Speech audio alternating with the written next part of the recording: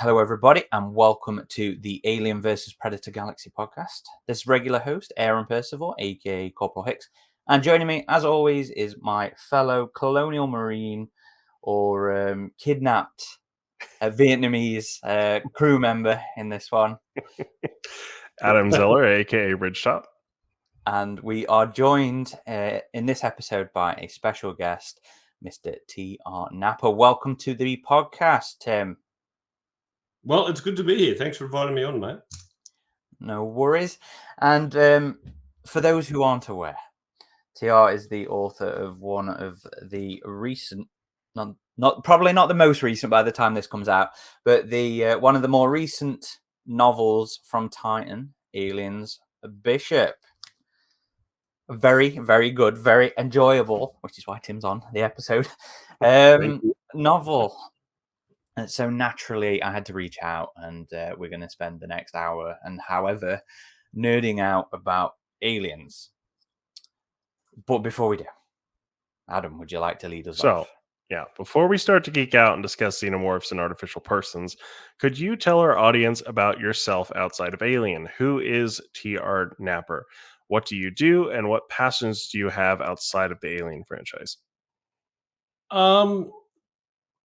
Well, I came to writing a bit later than most of my peers. I was an aid worker living in Southeast Asia for about 10 years or so, running like poverty alleviation programs, and was kind of taking a break for that. And I was living in Vietnam at the time, and I was taking a break from it. And that's when I experimented with writing short stories. And I was cursed with some early success, and so it's become a full-blown obsession. And now I'm just now I write full time. I work as well, but I write full time. I know we might be discussing this later, but I also, for 6 years, I worked running Dungeons and Dragons for young people with autism. We have here in Australia something called the National Disability Insurance Scheme, which is like universal healthcare, but for disability. So universal disability care, and it can be funded. You can fund them to play D&D under this scheme because it's therapeutic and in some cases life changing. So my experience doing that was enormously rewarding. But I did stop a couple of months ago because I don't know what it's like in the UK and the US, but the disability sector here is not very well managed. So I got a bit burnt out. And now I teach writing at uni, and I also am part of an intensive program that takes over, that is full-time for a month, twice a year, where we have military veterans and serving military personnel who have trauma. And they come in, they can't function, they kind of can't function anymore. And they do art for a month. They do music or visual arts or writing as a way to process their trauma and to heal. So I've started doing that, and that is also enormously rewarding and amazingly effective as well. I was quite astounded the change over the month for when I did it just recently in May. So that's my work. Like most writers, I suspect you have on. Maybe a couple don't, but most writers multiple jobs. Yeah. Multiple jobs, yeah. And outside, I write, I read, I have kids. I don't have much of a life outside that. I do martial arts to help me keep sane, and I try and sleep. That's your own therapeuticness. Yeah. You need that physical exercise. What kind of martial art, if you don't mind me asking? I do two. I do Taekwondo, and I do Kumdo, which is Korean sword fighting, which may have slightly influenced one of the themes. Okay. So all Korean then. Yeah, I grew up doing Taekwondo. Oh, cool. Yeah. I always wanted to, but I was never allowed. It's too violent. My mom ran a school, so I was kind of compulsed to. Oh wow, really? Yeah. I was the kid that sat on the benches playing Game Boy. I'm on my Game Boy while my sister was doing gymnastics. I didn't get to go do. Yeah, I only did it because I took my son. I know he was 4 or 5, and I wanted him to have. I thought it'd be a good idea for him to do some self-defense and martial arts. And I went to a family class, and I ended up loving it. So it's never too late, man. True. Well, I don't know. I'm a bit fat for it now, but we always early on have to ask about. It's a default question. It's almost cliche at this point, and every podcast, every Alien podcast does it. Every fandom probably podcast does it, but we have to ask about the first time that you remember experiencing the Alien franchise. You know, was it through one of the films? Was it through one of the satellite things? I mean, for a lot of people, that's, you know, for a lot of fans, that tends to be a memory that's burnt in. What about yourself? Is that something you still remember at this point? Yeah, absolutely. It's burnt in. I actually put it it's in my dedication at the start of Bishop. When I was very young, my uncle came in one Christmas and would not stop talking about aliens and the colonial marines and the smart guns and all that. And I became obsessed. But and I wasn't allowed to see the film because I was too young. So I would always ask him about it and get him to try and tell me more about the movie, and he was never sufficiently forthcoming. But as a compromise, my parents got me the tie-in, the Alan Dean Foster Aliens novelization. And so my first encounter with the franchise was a tie-in novel. So it was pretty awesome, 30 years later, to kind of write a sequel to that tie-in novel. That was pretty cool. Which one was it? The Alien or Aliens? Aliens. Sorry. Alan Dean Foster Aliens. Sorry. Oh, okay. So you got the swearless. I kept begging to watch that film, and they wouldn't let me. So I read the novelization, and a couple of years later, I finally got to watch Aliens. But then I went in a weird order. I went Aliens. I think I was thinking about this just today. I think I went Aliens, Alien 3, Alien 4, and then Alien. So I watched in a weird order. But no, my entry point was Aliens tie novel.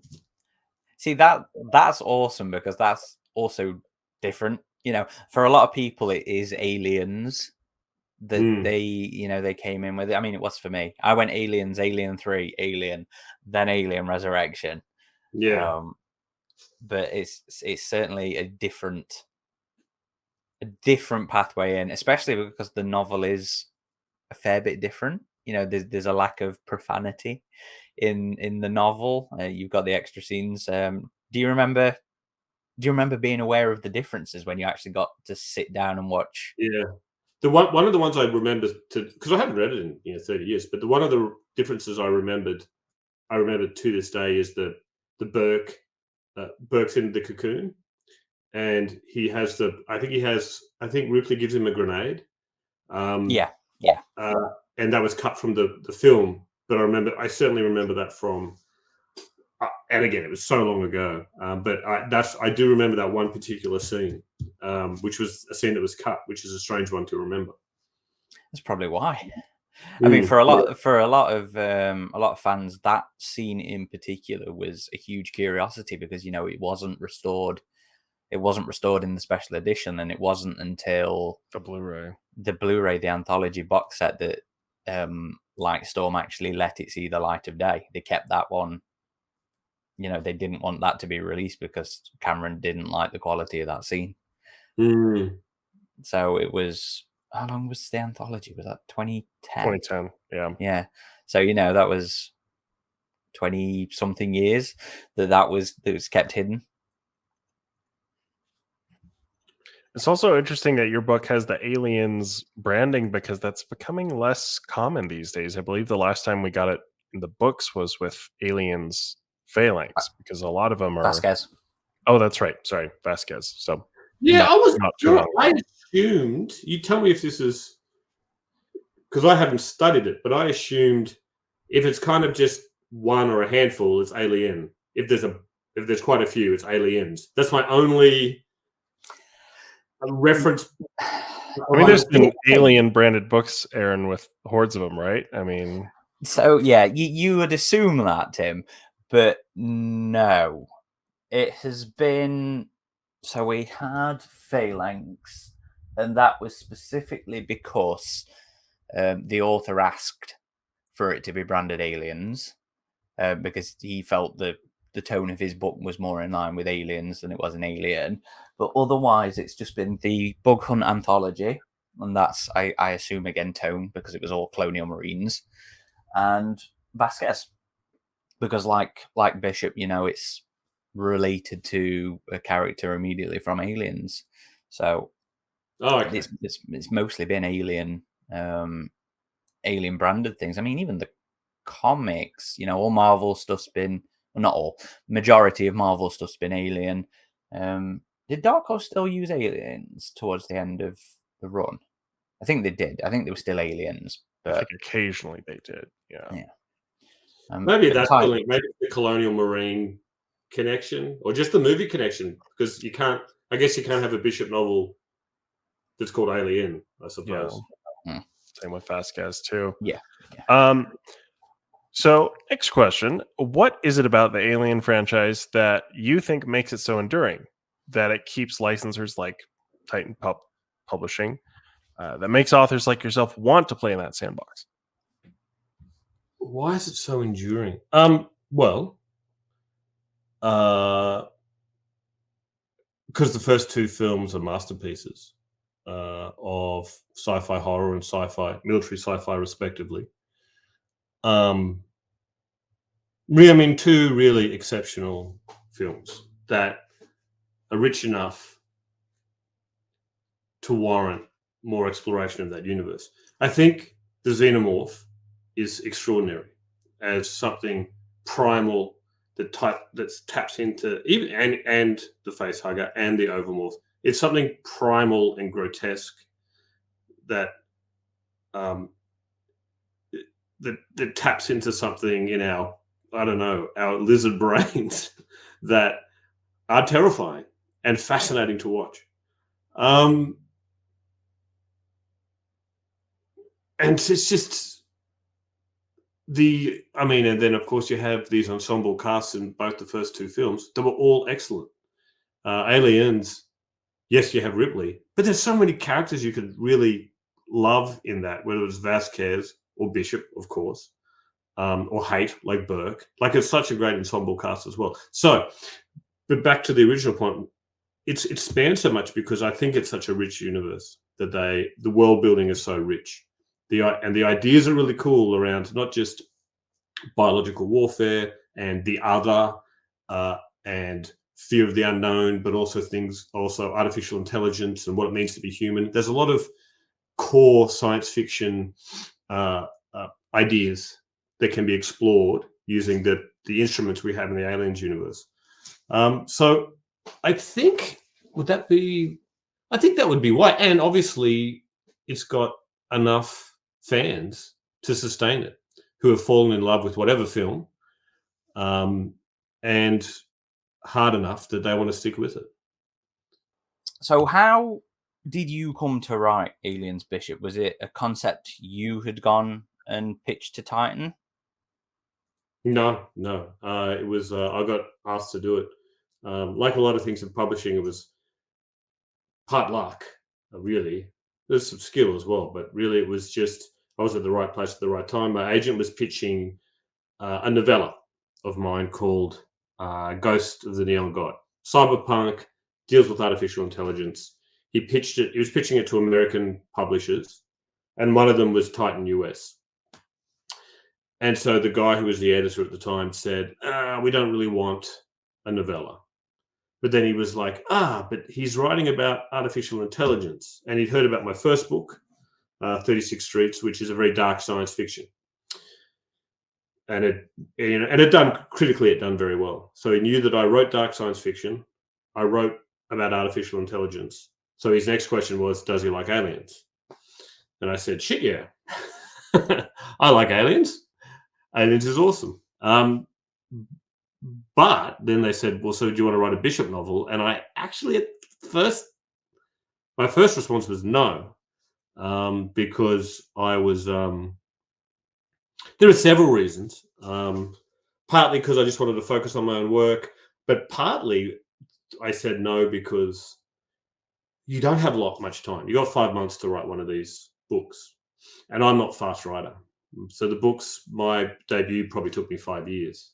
I've got a book coming out later this year that I've been working on and off for 10 years. I put it away for a long time, but I love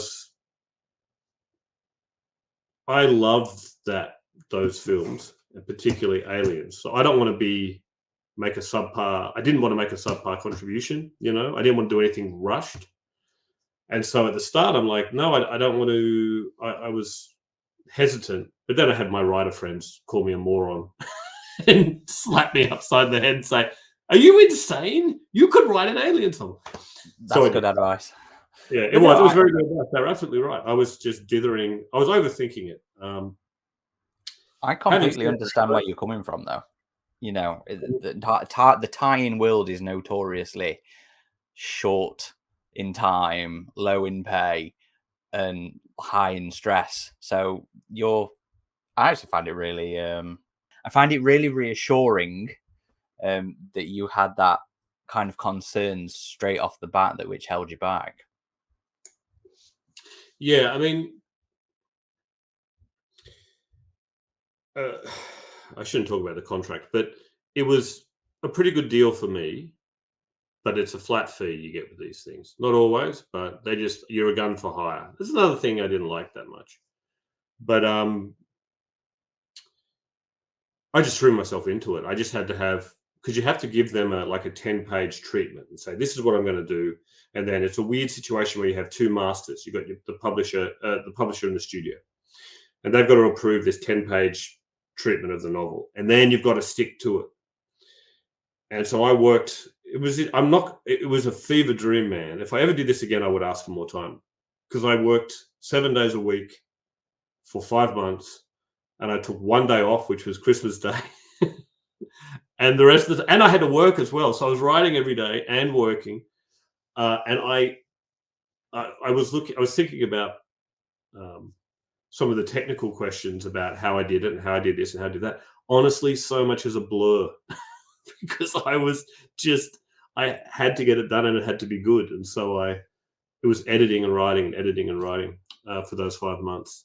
And somehow I did it. And so people have said to me since, oh, well, now you can do it. You can write books. You can write 2 books a year now. I could probably write faster now because of the Aliens experience, but I don't know if I could do a book in 5 months. It's interesting. Some authors can, and it's not a problem for them. I know a lot of people who can do 2-3 books a year, and they're quite good. It's just not my pace. And that's fair. And understanding your own pace, your own limitations, your own limits, is a treat in its own right. Let's be honest. So one of the things we really enjoyed about Aliens, Bishop, was how it pulled in multiple elements from around the Alien franchise's very long and storied lore.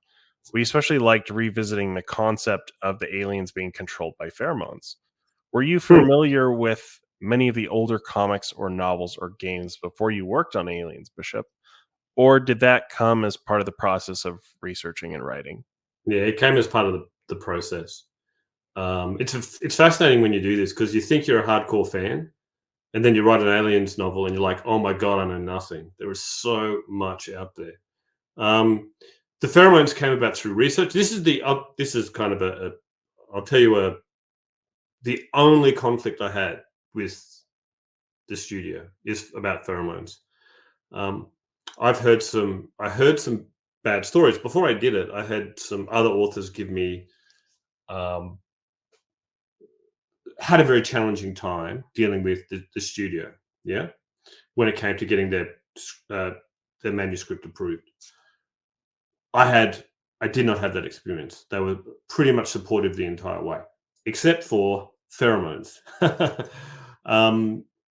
Because I did a bunch of research, because this topic of, as you two will know better than just about anyone, the topic of xenomorph sensors is very confused, I guess you'd say, and there are a lot of different competing theories. How do they see? Is it vibrations? Is it pheromone? Blah, blah, blah, blah, blah. Is it noise? Is it echolocation? So I had a bit in the novel about pheromones and about Michael Bishop created some, and they were perfect. And I explained how they work in the Aliens universe, and he created queen pheromones. And it's the only thing I got asked to change because this is my theory. I don't know if this is true, but this is my theory. My theory is they don't want it too carefully explained because it's too messy. Because if you explain a xenomorph sense, suddenly a whole bunch of canon doesn't work anymore. Then like, well, why in this film did the xenomorph not see them or hear them or smell them? So I think they have to keep it somewhat vague. And I was a bit annoyed at the start when they asked me to change the pheromone thing, but on reflection, I think it was a really good change. And so I was happy with that. So the initial criteria when you got the gig, was it just we wanted about Bishop, or were there any other things specifically that they wanted? There were other things, but it was like core, this is what we want it to be about. And you could think about this, this, and this. So the core was the relationship between Michael Bishop and Bishop, explore artificial intelligence and what it means to be human, these classic science fiction ideas. And I'm like, yes, please, because that stuff's fascinating. And then they said, read these, I won't tell you which ones. They said, read all of these tie-in novels and think about linking it in. So I did. I read a bunch of tie-in novels. So that's one part. And the second part was there was a hesitancy to mention Alien 3. Alien 3 is canon, but people hate Alien 3, so don't mention Alien 3. Roughly. This is what Titan said to you. In a roundabout way. It was communicated to me. Titan, I don't know if they were just reflecting the studio. I don't know. Okay. But that was this. So I probably wouldn't have said this if we'd done the interview like 6 months ago, but I'm just saying it now. And so I thought to myself, that's stupid. Like, I can't have Michael Bishop in the book and not. He appears at the end of Alien 3. It's insane not to have a connection with that film. And I also looked at I read all these tie-ins, and some of them were very good. Some of them were very good books. But my thinking was, no, I don't want someone to have to read 5 tie-ins to understand Bishop. No, I want them to watch Aliens and Alien 3, and that's it. And so hardcore fans can get into it, but also people who are just love the franchise but don't obsessively consume every single piece of content can also love it. You know what I mean? So that was my intention. And I really wanted to, in a way, give the only plausible survivor from Aliens a third act. And in a way, the third act he deserved after the journey we went through with everyone from Aliens, but Bishop was the only one you can credibly reactivate. So it was really important to me to have a very clear lineage from Aliens, Alien 3, Alien Bishop. So there was a little bit of hesitation when I put that forward. As I said, I put that 10-page treatment. But I have to say, the studio came back and said, fantastic. And not only that, you would have noticed in all the advertising, they say a direct sequel to Aliens and Alien 3. So whatever their thinking was before the book was written, it changed. And so to their credit, I understand why they were thinking it, but to their credit, they said, stuff it. We're gonna do this. And so they've been, again, like my experience with the studio and the publisher, I don't really have any negative experiences. That I had a little bit of creative friction, which is great. Creative friction is a good thing, but ultimately the book that I put forward, they said yes to. And the other tie-in novels you read in preparation for this one, is that where you got the idea of Australia being especially dystopian in the Alien universe? No, not the tie-ins. It was, where did I first see I can't even tell you where I the first RPG. saw the Australia reference, but there was a single line somewhere about this. Okay, I wanted an Australian character. I know what it was now. I remember. So I wanted to have an Australian in it because they're either none or they're very peripheral in the canon. Actually, I can think of one now. I think about it. I can think of a very minor one. In the Cold Forge, there's an Australian who talks about, but it's funny, he talks about cougars or something in Australia. I'm like, there's no cougars in Australia. Anyway, but that was a cool character, actually. So I wanted an Australian, but then if I want to have an Australian, well, I did some really in-depth, fine-tooth comb research, and what is Australia? What's the law? And the law is limited, but there's a war called the Australia War. It's a thing. There's this big rebellion against the Three World Empire. They nuke Canberra, which is where I live, by the way. I'm currently in Canberra. And I thought, that's fascinating. It's just kind of footnotes, and it's a little bit here and there. And I had to find, there's a guy in Australia called a YouTube channel called Project Acheron that does some obscure little lore in the Aliens universe. And he did like a 10-minute thing on the Australia Wars. And so I'm like, well, I'm using that as the background to this character because it's actually really cool. And it, again, going to your original question about why do we keep getting these novels and films? Well, the world building's so rich, and it has all these great little nuggets that you can expand on. So that was that part of it.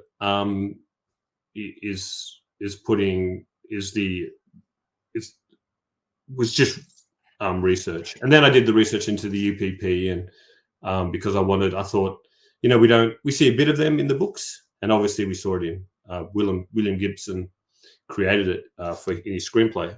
Is that correct? Did he created the UPP? Yeah. And did a bunch of research for that and all their wars. So I really needed to know if you will, the intergalactic geopolitics that was the background. What's China doing? What's the UPP doing? What's Australia doing? It's not the center of the story, but it's important in the background. So actually, before we go too much further, because I've already forgot, spoilers. If you're listening to this episode, it's, how long has it been now? 9 months since the book's come out. We are going to be talking specific details, and there will be spoilers. If you haven't read it yet, please pause, go buy the book, go read the book, and then come back. It's a good book. It's worth it. So the pheromones came specifically from research. Were you, sorry, I can't remember if you've mentioned this. Had you really read any of the other comics or the other books before this, or was that literally the jumping off point? No, for me it was the films. It was and the one tie-in, the one novelization that I mentioned, aliens. The Alan Foster, and so and that's when it was so overwhelming at the start. I'm like, oh my god, I didn't realize there was an RPG. I knew about the comics. I think I actually had read the comics. I correct myself there. I had read the comics, but some of them. But how many tie-ins are there? 50, 100? I don't know. There's not that bad, but probably in the 30s, something like that. So what I had to do was just hyper focus on the time period. So any novel that was set in about the same time period, I had to read. And then I had the Colonial Marines Technical Manual, was kind of like a Bible. I had that. And then they give you this document, the Titan gives you this document, which is the timeline for the entire universe, which was really useful. And they also have, and it was more than that. It was kind of an encyclopedia, if you will, an aliens encyclopedia. So, and then I did a bit more reading. Like for example, I got, even though it's not canon, I got Bug Hunt, because that has a Bishop story in it, a very good one. I really enjoyed that one in there. Yeah, it's a genuinely good short story. And even though I was told it wasn't canon, they said you don't need to read this. I read it anyway, because she does a really great job of getting into some of Bishop's thought processes. So that was a good short story. So yeah, it was and of course I rewatched Aliens but that's just a pleasure. I mean, Yeah. that's not really homework. A bit tougher with Alien 3. I rewatched that, but then I would rewatch the Bishop sections like probably 20 times. The short scenes he has, and then Michael Bishop at the end. Yeah. So not really a fan of Alien 3 then? Oh, I've kind of come around a bit. I think if your entry point is Aliens, Alien 3 was brutal because the opening scene, all the people you love are dead, or most of them. And so at the time, I hated that. But writing this book and listening to fans talk about the movie and then rewatching it, I'm like, actually, it does have redeeming qualities. I think it's just it was a tough pill to swallow going to that and having Hicks and Newt dead and a Bishop, an animatronic puppet with his eye oozing out. Yeah, that was a tough pill to swallow, but you got to get over it, I think. Have you seen the assembly cut for Alien 3? I haven't. Should I? I recommend it. I feel like it helps the film quite a bit. But I think your experience is common among fans, that myself included, it took a while to come around on that movie. To be fair, it really was. The assembly cut did sort of lead to a bit of a mass reevaluation of the film. When was that? That was like 2003, I think, was when that came out. And it's just an earlier cut of the film. There's like 20, 30 minutes worth of extra footage, something like that in there.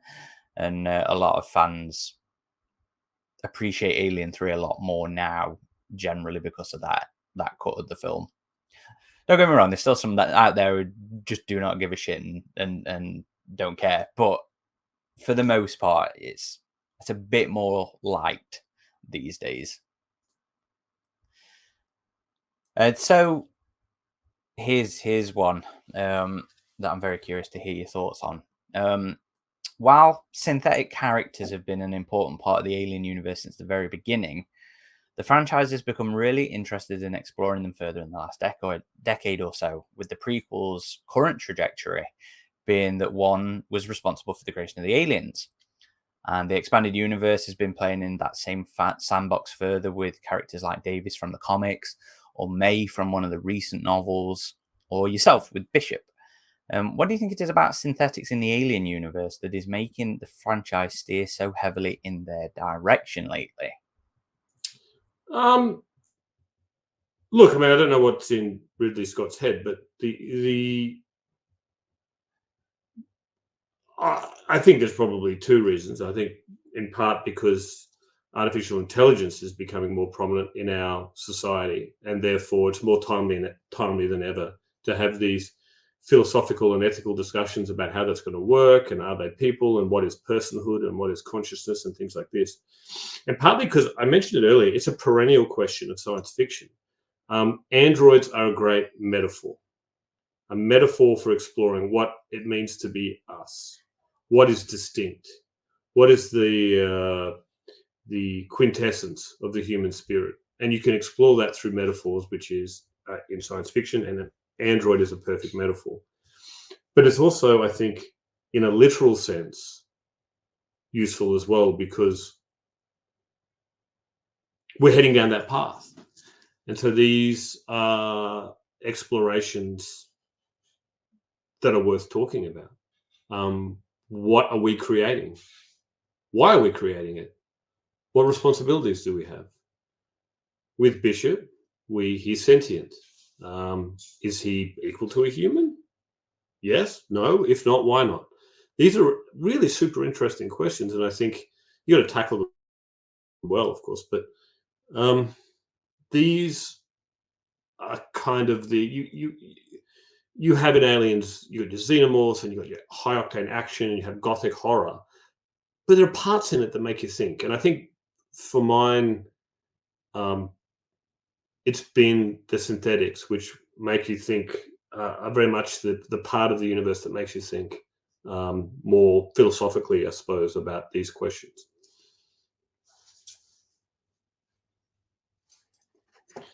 Michael Bishop is a character we've always wanted to see explored more. But Bishop was someone we never really considered returning to, primarily because of his line in Alien 3. I could be reworked, but I'll never be top of the line again. I'd rather be nothing. The way you reframed that desire around actually being the death of all his friends was an angle I hadn't expected, or we hadn't expected, but found really satisfying.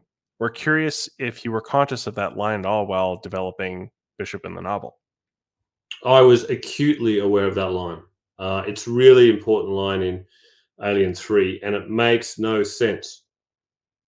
Bishop doesn't care about being top of the line. I want to be top of the line, otherwise, or I'm dead. Nah, man, that's not Bishop. Why did he say it then?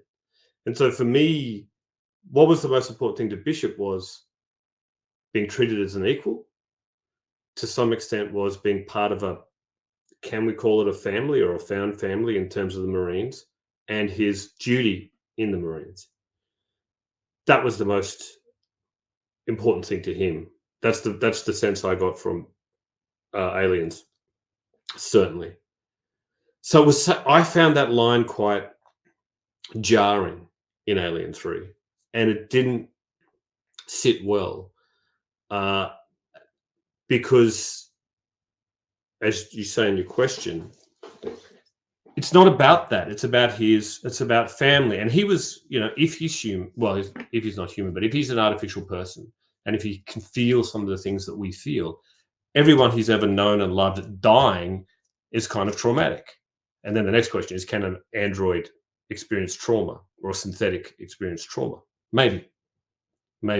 But everything that was that made his, and he knew, I think at that point he knew what was going to happen to Ripley. So if everyone he'd ever loved and known was dead, and he was this mashed up grotesquerie sitting on the table, what's the point in living? So I found that more emblematic of his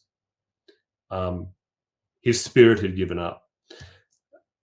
But if he's given the opportunity to have purpose again, an artificial person or human purpose, which he's given in the novel, and maybe to find a kind of a family, or at least find respect and equal treatment, then that's worth living for. So yeah, that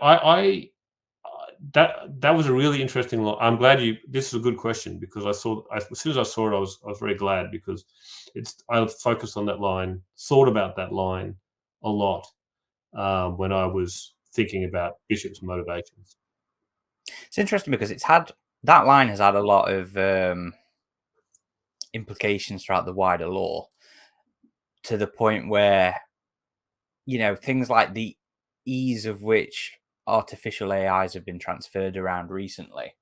So, like Defiance, there's a character called Davis in there who just gets uploaded to random bits of shit. He ends up in a dog in Colony. I fucking hate that book. Yeah, I read Colony. Yeah. Fucking hate that book. As a Brit, I really hate that book as well. And the author was a Brit. So, that aspect always sort of conflicted with that line from Alien 3. It was, if Bishop can't be top of the line again, I mean, why can't he be transferred to a new body? And then we start seeing all this stuff explored. And, coming into the book, reading it, that was into reading Bishop specifically. That was something, that was a thought I had on my mind, was how is TR going to handle that? And then this whole, it goes further than just being about, the lost family. I love what you did with the sort of missing part of Bishop, his memories of his family being locked away. So he knew he was missing something. He knew he was missing a core part of his personality, of his experience in life. So, it went further, and I love that angle. I really love that angle, because I was sat there thinking, how the fuck would I react to being aware of missing a part of me, but having no clue what it is? So it was all very fascinating exploration, and very, thought-provoking exploration of Bishop in the book. Yeah, this is the bit. So I write, my original fiction is cyberpunk, and so I am writing an aliens novel, but when you're talking about synthetics, you can go a little bit cyberpunk, and it makes sense. So memory, certainly in my work and a lot of cyberpunk, is big because so much of who we are is contained in memory, and maybe even everything we are. And so he had these gaps within himself that he mourned. And I agree with you completely. It's such a weird line. I'll never be top of the line again. Why? That's easy. Of course you could be top of the line again if that was your motivation. So I turned it into, because it's it's canon, it's in the film. I had to have a really good reason why he said that line. And the thing is, he was fucking lying because he was letting Ripley down easy. It wasn't about any of that bullshit. He was traumatized. He was in mourning, and he had nothing else to live for. But he lied to her. Spoiler warning. Sorry. And I like that bit because it links with Alien 3, but also explains his behavior in that film. Yeah. There's another Bishop moment that I always kind of think about, and that's in Aliens, where the Marine checks on him and asks if he needs anything else, and he gives this kind of sinister look. And I mean, narratively, it's just so we suspect, oh, is he a bad guy like the android in the first movie? But nothing ever comes of it. But it was clear he had a genuine fascination with the alien in that moment. And I kind of feel like that plays into your story, where there's definitely this tug of war between him wanting to understand more about this and contribute to the company and his loyalty to the Marines. Was that a moment that kind of played into that at all, or is that just kind of me reading into things? No. Exactly right. He's obsessed with the xenomorph. He is. He has a tug of war within himself. Is it programming, his obsession? Is it something else? He is obsessed with the xenomorph, and there's no question about that. So this is another way when you have to create conflict within a character where he wants to help Michael Bishop do all this stuff. Yeah, because he is obsessed with the xenomorph. But he's also, I would say, thoughtful. He's also questioning. He's also quite humane, and self-sacrificing. I think we see that in Aliens. I may be a synthetic, but I'm not stupid. He's self-sacrificing. He's not doing it because of programming. He makes a conscious choice to risk his own life to save his platoon, or what's left of his platoon. That's the best characters. The best characters have internal conflict. And Bishop has that. He's a great character. He's written really well. Lance Henriksen's performance is exceptional. He imbues. I think you even had a question about this, but he does imbue Bishop with a kind of otherness, a not quite humanness, which is really extraordinary when you think about it in terms of an acting performance. So no, I was thinking about that one scene, Adam, where the guy says, "Oh, you're right there, Bishop," and he gives him this friggin' death look, like, "Don't interrupt me. I'm a crazy android guy dissecting a facehugger." That played into the novel. Yeah, we can skip to that one a bit then if you want, since we're on it, because that was submitted by one of our Patreon supporters, Sarah, who I believe you spoke to on Twitter. I think she told you about the 2.5 hour episode that we've got in the bank, ready to come out, and she asked, Lance's choice to embrace Bishop's otherness in his portrayal of the character is one of the things that makes him her favorite character. Did you find it easy to imbue your character with that same otherness? No, it's not easy. Every time you go outside your own experience as a writer, it becomes harder and harder. And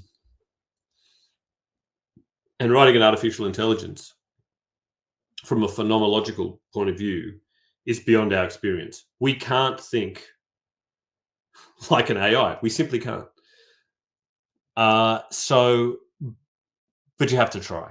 That's what the craft is. But I have to say, Lance Hendrickson's performance does that.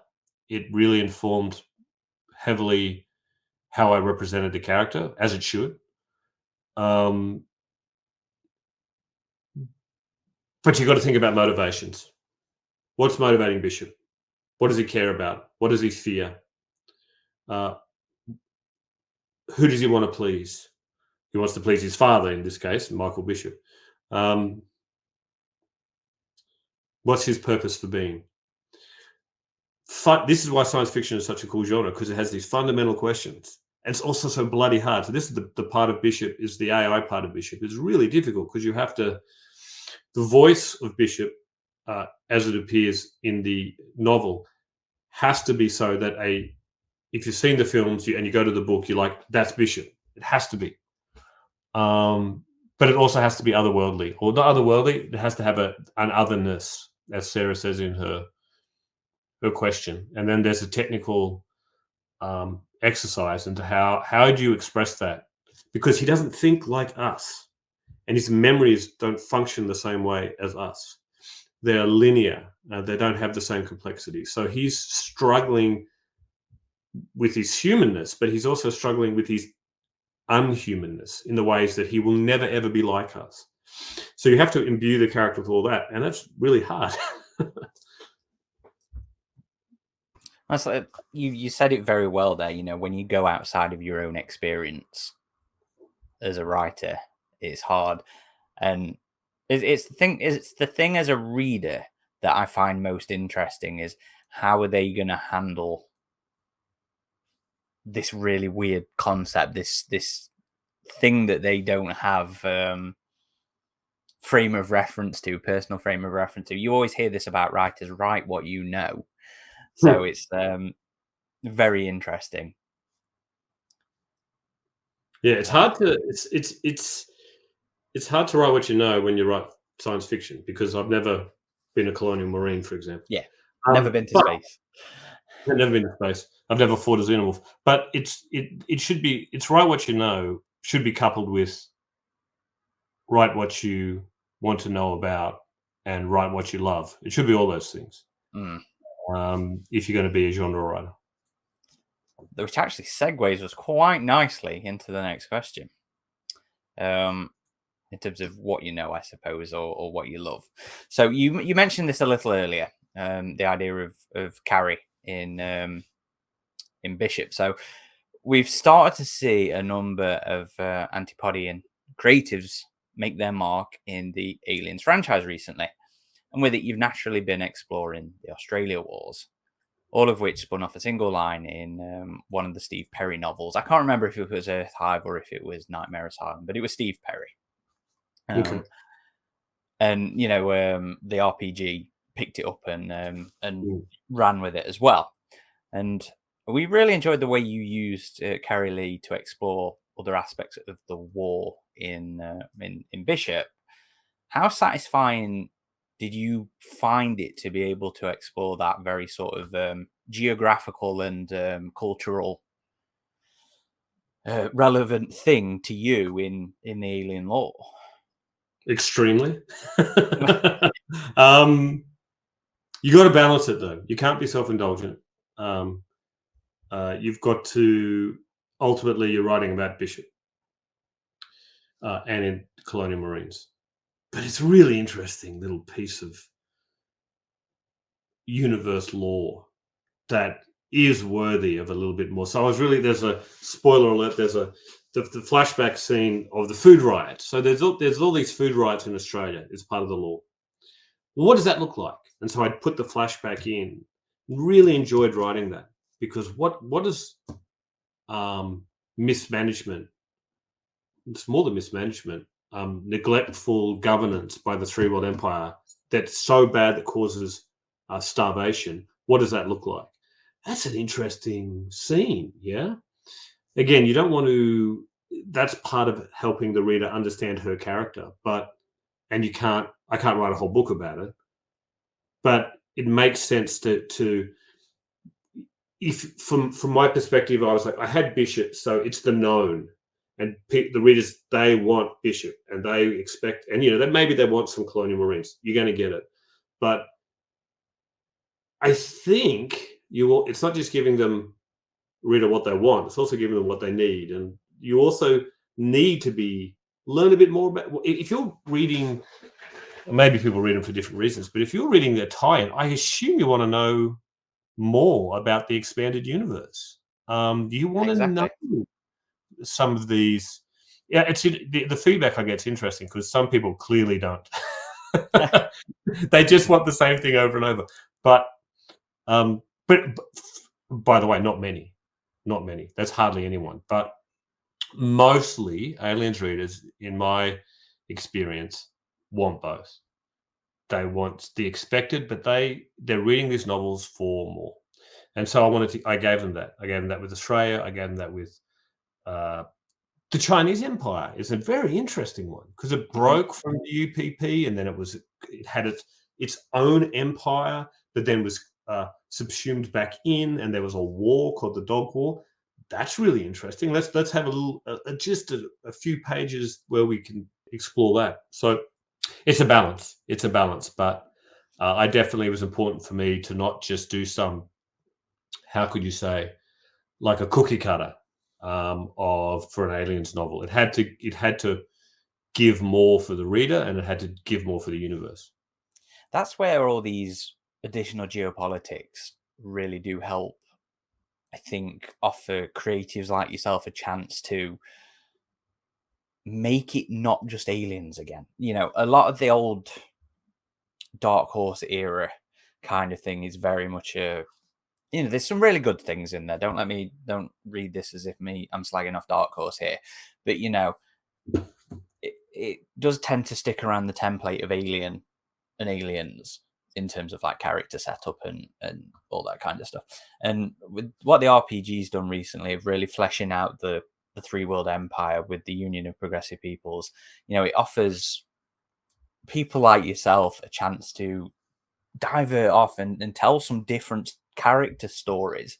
I might have, again, sorry to do this, I might have slagged off Colony War earlier, and that's a lot of it because I feel like it wastes the three world empire. But it's a chance for people to play with this, and you and, oh fuck, I can't remember her name, who did Philippa Valentine. She was a New Zealander who did Infernus Fall alongside Clara, who I believe you're aware of from working on the book. Clara's an Aussie, so it's interesting to me to see what was this one little line become this whole thing, that you get to tell different character stories, you get to tell different character experiences.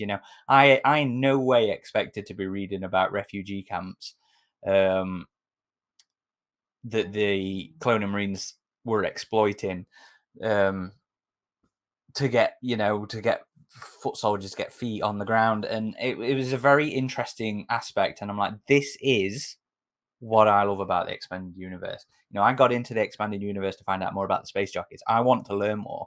So when I'm reading things like this that are offering me other perspectives, other things that I never expected, it's satisfying. It's interesting. It's what the expanded universe should be for. Mm.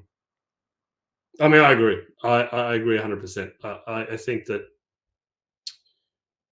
it's there is a lot of pressure to strike that balance between, I could have done a cookie cutter one and I probably would have been approved, but that's not interesting. Not as a reader and not as a writer. No, like we've been saying, it's a really rich universe out there. So let's just tease out some more. And it's one of the reasons it's so enduring, because you get these extra pieces as you go. Yeah. Was that something that was in your initial 10-page treatment, or was that something you sort of picked up from like reading the RPG and decided to explore? No, the Australian. So I kind of reverse engineered it. I'm like, I need an Australian character. Okay, You don't need it. I wanted it. I'd feel a bit remiss if I bloody did this novel and there's no Aussies in it. That would. But I reverse engineered it. So I was like, well, I want this character. What's her story? Well, what's the story of Australia? And then, as you say, it's just these footnotes here and there. It's not quite a footnote anymore. There's a little bit more, but it's this big rebellion where we're kind of winning is pretty awesome. And the Colonial Marines come in and crush it, which kind of sucks. But so was it my intent? Oh, sorry. And the question was about the 10-page treatment. Yeah. That has to have everything, mate. So that has to, by the time you get there, you have to have it all. And you can't really deviate. I did deviate with something, the pheromone thing, but I've deviated with something else. I can't remember what it is, but they just let it go. But as a general rule, I had it on my wall, the treatment. Every time the major scene happened, I'd cross it off and I'd go to the next one. I'd work all the way through. And obviously, this is not really a spoiler. It should be pretty obvious, but there's 3 main storylines, and the technical challenge was how do these 3 storylines intertwine at the end? So if you're the reader, you're like, oh yeah, that makes sense. So it's not just forcing 3 people into the same room. It's like the natural progression of the narrative means that you have Bishop, the Colonial Marines, and Xuan Nguyen, who is the medic on a smuggler ship. How do they link up at the end? So that was that was a technical thing that I had to figure out. But yeah, it was all. They don't want too much room for error. You know, you do your. This is the studio and the publisher. They want to know what you're doing, which is fine. I understand that, and so yeah, I stuck to it. But it was my plan, so I had no problem with it. Okay. So here's the question where Tim starts to hate me. So I admit to being one of those people who became slightly apprehensive when the synopsis made mention of Marcel Apone. And I think a lot of fandoms have become wary of sequels that revisit family members. And while ultimately I think Apone worked well in Bishop, and we've seen success with Amanda Ripley previously, it is always going to be something that makes me worry. Because, you know, we mentioned Vasquez earlier. I'm not terribly big on that book. We've seen it work, we've seen it not work, but it's a worry that has started to come out in fandom. I think in large part due to Star Wars. I'm going to be honest. How do you feel about that apprehension that fandoms have developed to that kind of narrative angle? Oh, look, it's skepticism is fine because we all do it, and I've done it. Every time. I mean, and it's happened to us where there's a new direction or a family member in Star Wars, as you say. But there's a lot of other franchises where, you know, I will be very skeptical about this new direction. Why are they doing that? Is that just to, are they just grabbing money? Is it just nostalgia? Which is fine. I understand the apprehension. I don't understand being attacked personally. And being sent rather unkind messages. That is one of the shit parts of fandom. Yeah, that is one of the shit parts of fandom. Yeah. Before the book is out, on a blurb that I didn't write. Oh, come on, man. Like, that's attacking me personally is not a high IQ play. No. Just skepticism is fine. And I'm with anyone who's skeptical of these things 100%. Why did I choose Apone? I didn't. Firstly, he's like the 5th or 6th main character in the book. So, but the publisher wrote the blurb, so made it sound like he was a bigger part of the book than he actually was. I really like that character. I wouldn't have done that. I don't hate the blurb, but I mean, I probably would have written a different blurb, but that wasn't up to me. Why did I have Apone? Well, I was just thinking, like, who's the most quintessential military person in Aliens? Probably Apone. Military families are a thing. That's kind of a no-brainer. It seemed to me that I wanted, I suppose, how could I put this? What we didn't get from Aliens and Alien 3 is a kind of a closure on what happened. Yeah. We never saw the ramifications in family. So we had Bishop to see what that closure is, but we never saw the ramifications with the family and everything. And it seemed to me that a family member, a military family like Opposed, would want to know what the hell happened. Now, whether that was a good, people can disagree with that creative choice. That's fine. And there were lots of skepticism. I get it. But I have to say that he's one of the most popular characters. Certainly when people contact me and say, oh, I really love Bishop, and particularly AvP. So a lot of people have come around on that particular character. They tried to justify it and make narrative sense in the book. I honestly didn't think it'd be so controversial. I was really surprised by the reaction, but again, we're all fans. We've all been skeptical. We've all been burned, man, by various franchises have burnt us with this sort of stuff. And looking back, I get it now. At the time, I was like, I got this. The book wasn't out. I was getting blasted. I'm like, oh, bloody hell. But the thing about fandom is they're mostly awesome. Like fandom is 97% of fans are fantastic. They've been great about Bishop. I've gone to, like I was saying before we started this, I've done this show, but I've done Perfect Organism. I've done these other big fan sites who've been really supportive. And then you've had Sarah Evans on your show. She's been fantastically vocally supportive on social media. And I'll tell you this is one cool story.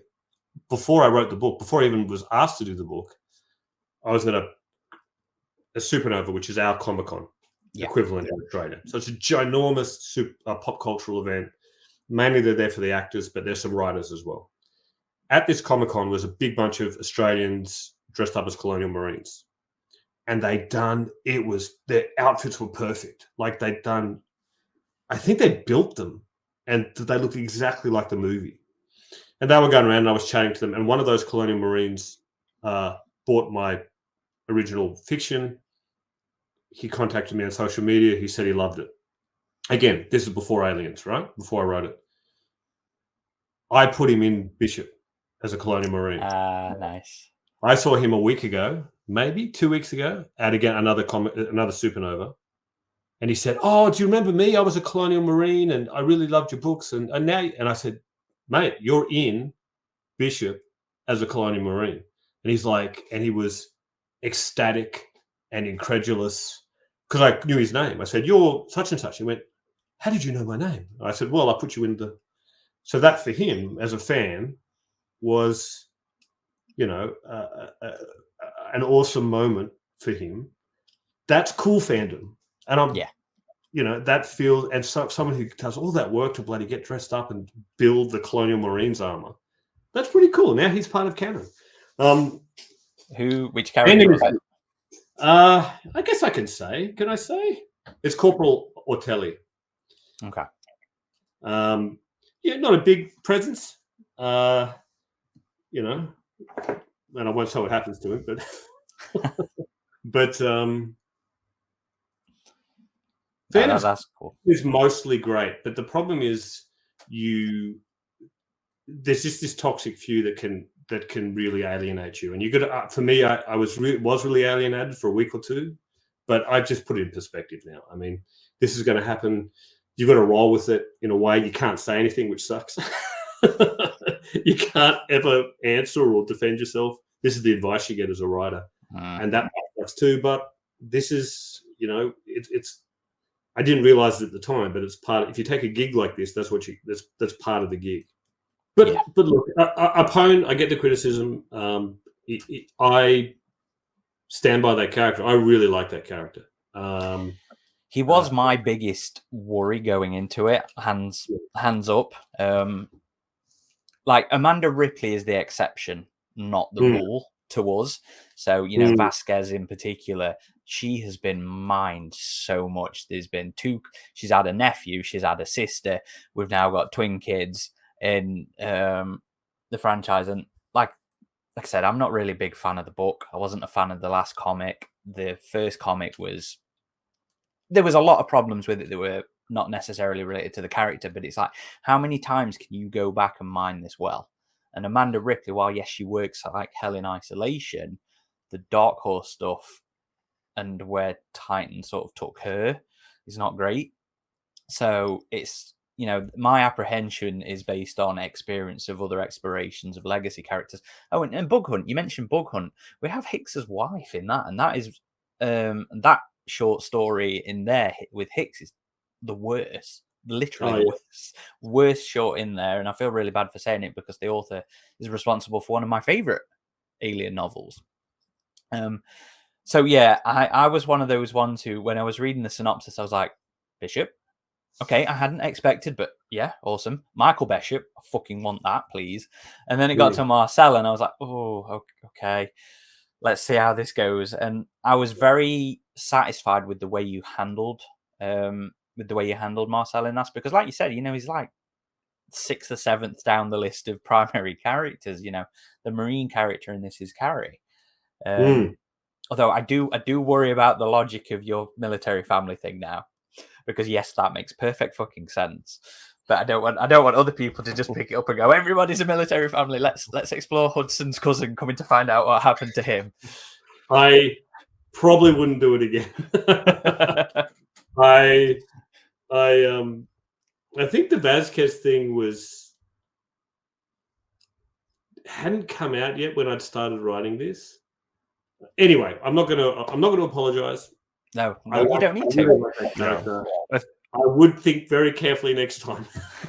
I think during our review, nobody had a problem with that connection, but it is a natural point of caution for a lot of fans, as Aaron elaborated. It's just, it becomes this thing that feels like the studio is like, oh, the fans are going to love this. This guy's related to this guy. Isn't that great? But we've been proven wrong about that caution a number of times with Amanda Ripley, even though they eventually wore out that character, I think. But even in the Predator side of things, like Hanzo's brother John that was Alien versus Predator story, actually worked really well.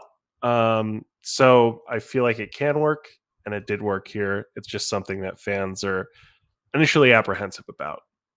I think fans should. I mean, my only word of caveat for hardcore fans is most of us who write in the world genuinely love it, and we're working really fucking hard. Most of us. Not everyone does. We love this. That's why we do it. You wouldn't, 9 times out of 10, you're not going to take an Aliens take on a project like this if you're not a true believer in the franchise. Yeah.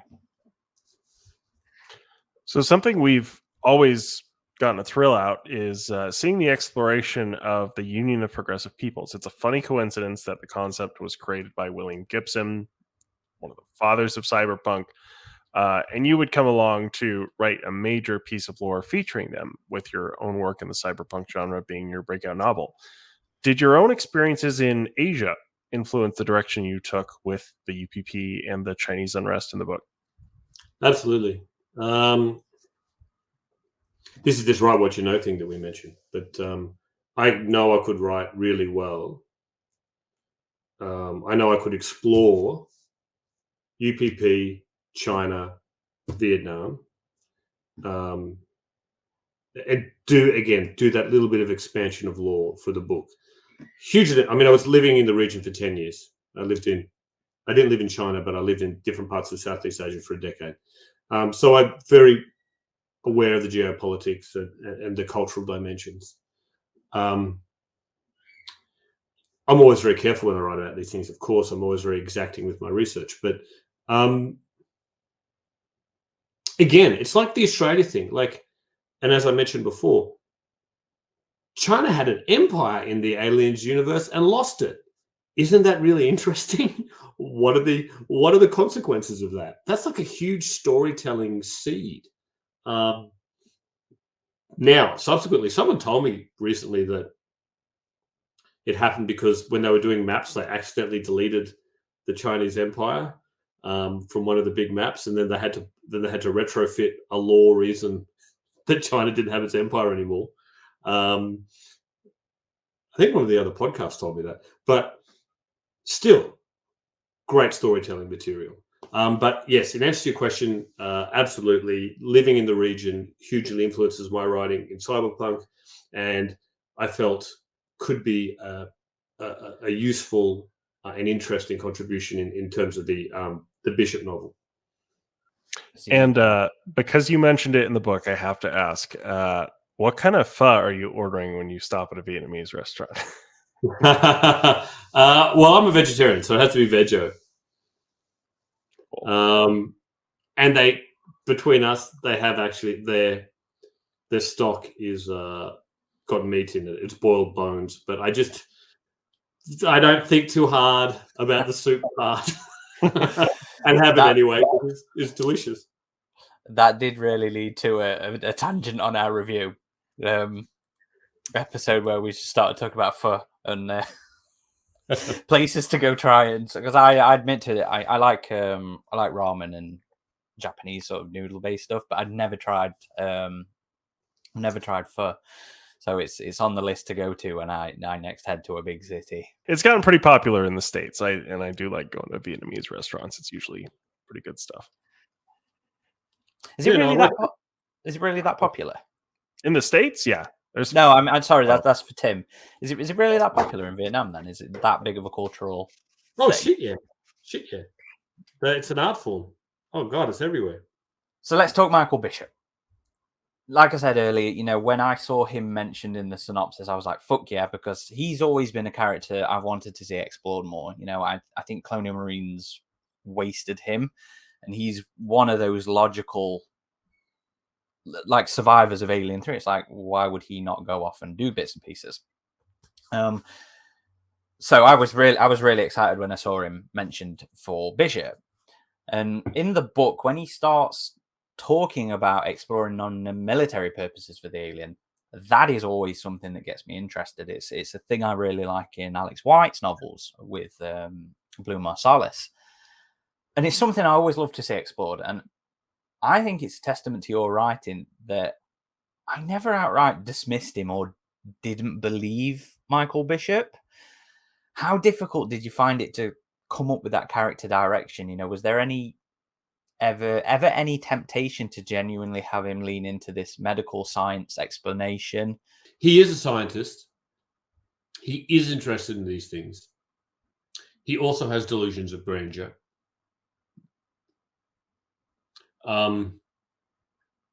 And is in this strange position where, because he doesn't make all of them, but because one of the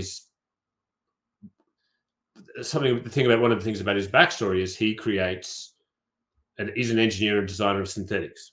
Okay, so that's putting you in a position where you are become a creator of sentient beings. That's already, in terms of ego and morality, is putting you in a weird place. But again, the thing about Michael Bishop is I had to infer as much as I could from Lance Henriksen's performance at the end of that film. What's he like? What does he really want? His cry of anguish when he couldn't get the specimen when Ripley sacrificed herself was telling. Like, he doesn't care about Ripley. He wants, and he was lying, he wants the specimen. Why? So he has, and that's also part of my thinking with Bishop, where he imbued within his creation, Bishop, one of his own obsessions as well. That's part of that was part of the programming that he put in. So he wasn't. So in answer to your question, I think he's interested in the medical applications, but the problem for him in the book is he's a gun for hire, and he's trying to, and he's concerned about his own career. He's concerned about his own obsession with the xenomorphs and his own power, and also, as we discover in the novel, his own ideas about extending his lifespan. So it's all instrumentalist to him. What can he get out of it? He has an interest, but for him, the most important thing was who's going to give him the tools he needs in terms of the resources, the xenomorph specimens, the laboratories, the quantum computer, all the things that he needs to execute his ambitions. He has a god complex. Yeah, he's a super interesting character. And again, I had to infer it all from 2 minutes of screen time. Yeah. There's a little bit more. There's a little bit more of the lore. You go and you can do the reading up, and there's the things about him having migraines because of his injury that he received in the film, and that he had this ship that just appears and turns up in different places and so on. So there's a bit of, I think that might have come from the RPG, I'm not sure, but there's a bit of mystery, ongoing mystery about and questions about why he was doing what he was doing. But again, I had to infer most of it from a couple of minutes of screen time. Is that freeing or is that frustrating? Is it freeing or is it frustrating? Because you could do pretty much anything, but you still got to try and tie into this feel.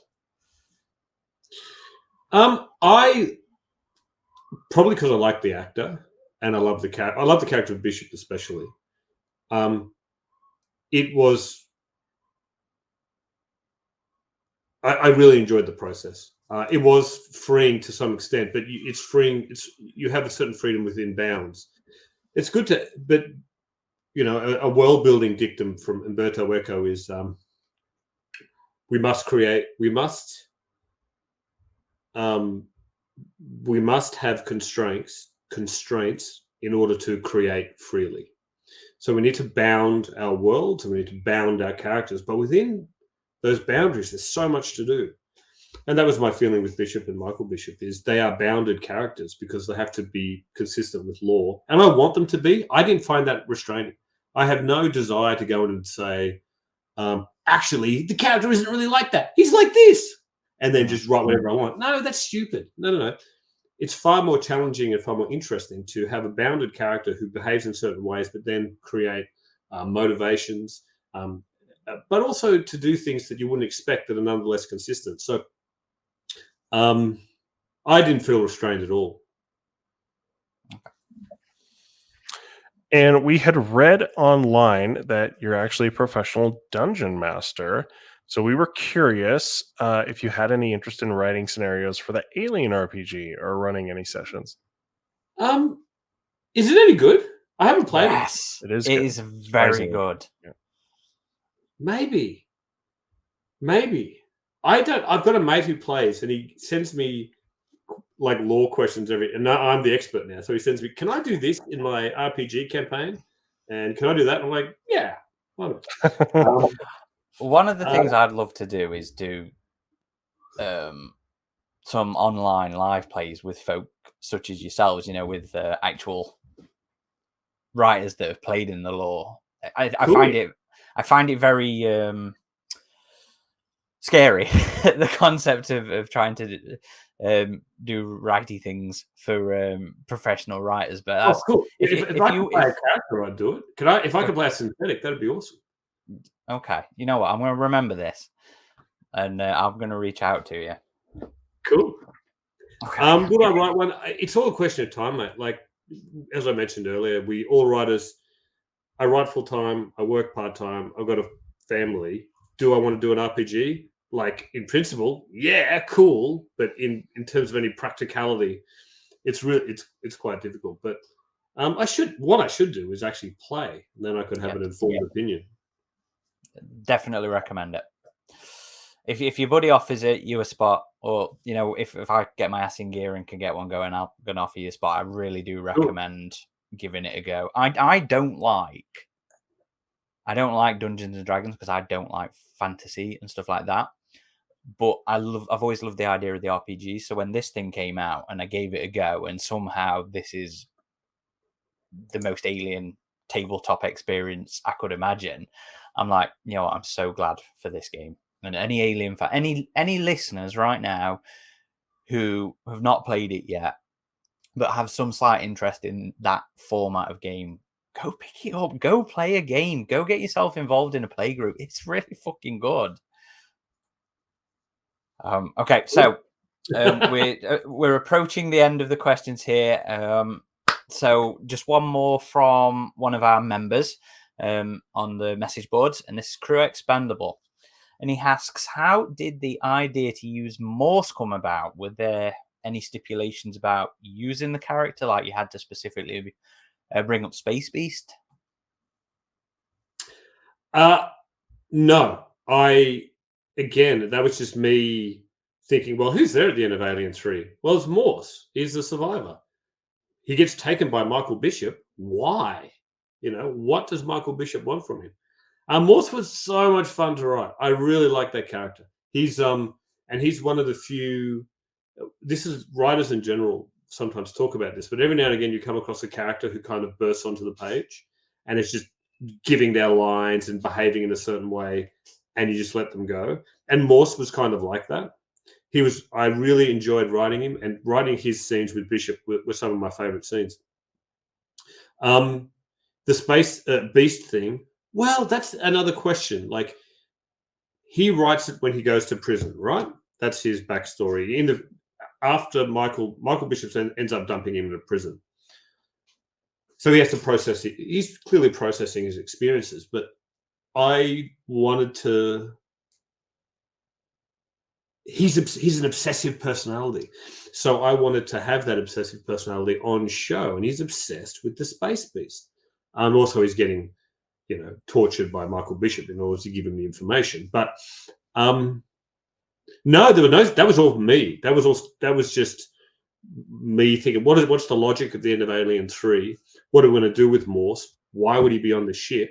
And how's he going to behave? And so it all just came from that. But I really enjoyed writing that character.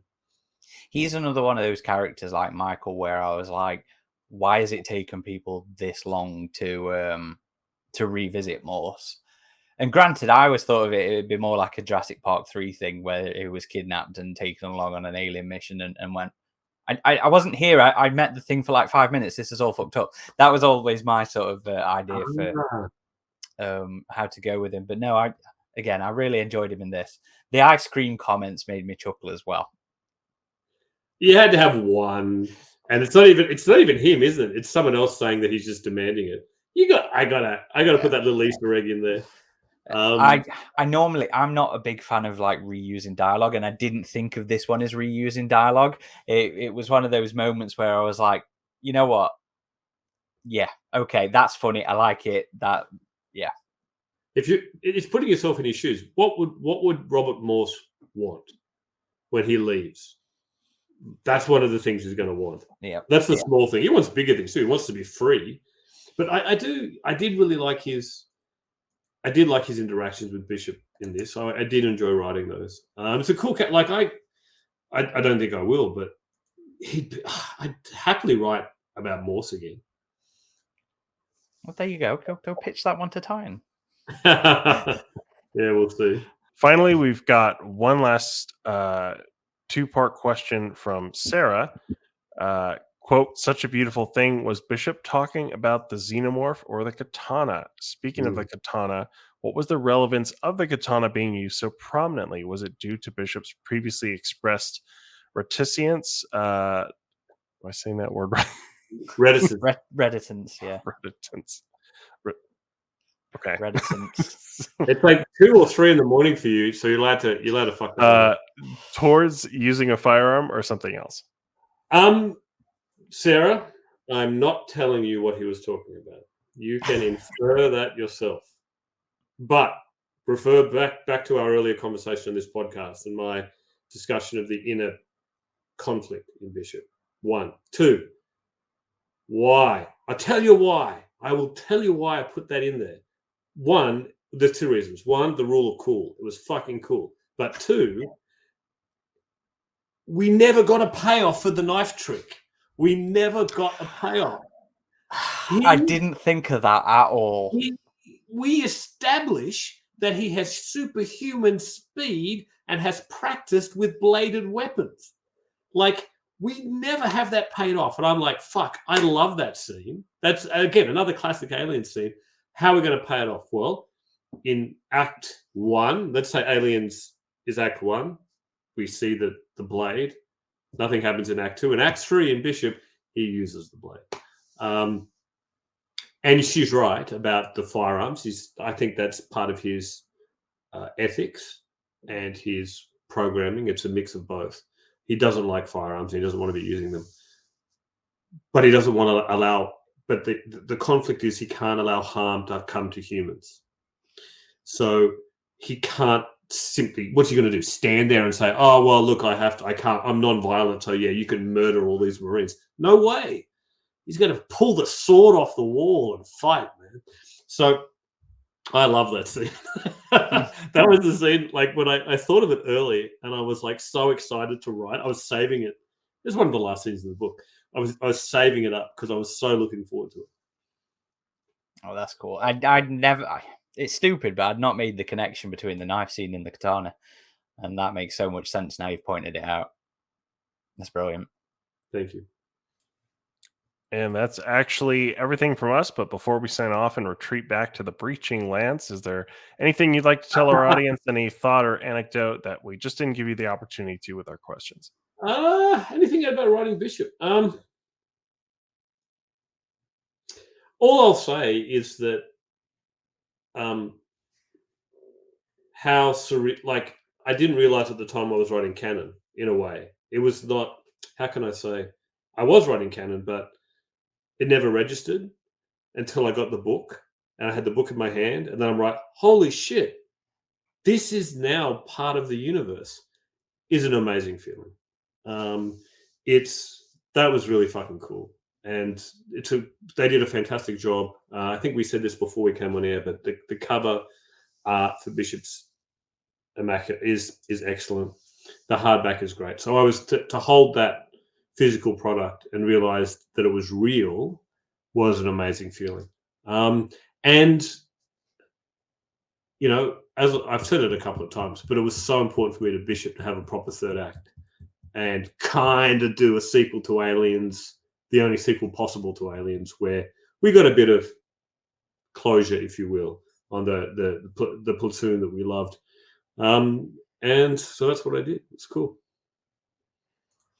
Oh, well, thank you very much, Tim, for taking the time to come join us. I know you're not feeling well, so it's very much appreciated. And thank you for the book.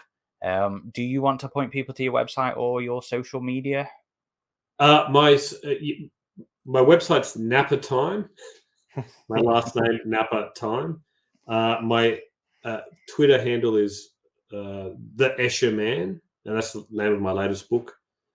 And then I'm just T.R Napper everywhere else. I think I hate all the stuff, but you got to do it. Yeah.